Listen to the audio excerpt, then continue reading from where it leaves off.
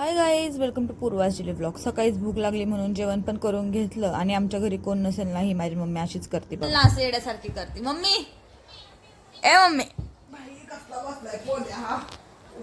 आणि गाईज आज स्वयंपाक करायला मला लावलं होतं मम्मीने. दीदी काय बनवतीये आज का?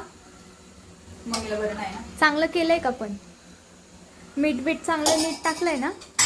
मीठ दवाखान्यात नाही न्यायला लागणार ना? जास्त बोलतीस का दीदी?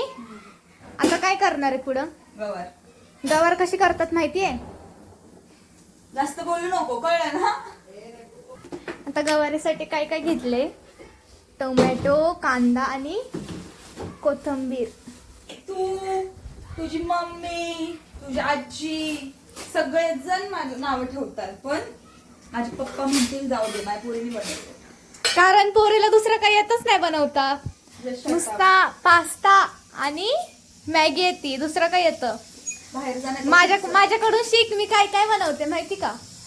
कालची बिर्याणी पण मीच बनवली होती. करून पडताल तुम्ही. अशाच त्रास देत असतात मला दिवसभर, पण मी आता हळूहळू स्वयंपाक करायला शिकते. मम्मीने सांगितले रोज संध्याकाळी तू स्वयंपाक बनवायचा. आता काही स्वयंपाक बनवता येत नाही गाईस.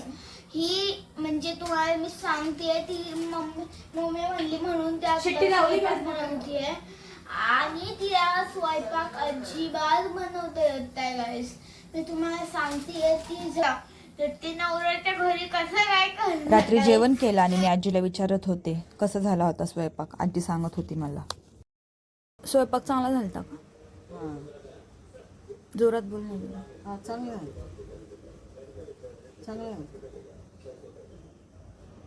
उद्यापासून मी बनवणार. तूच बनव आता.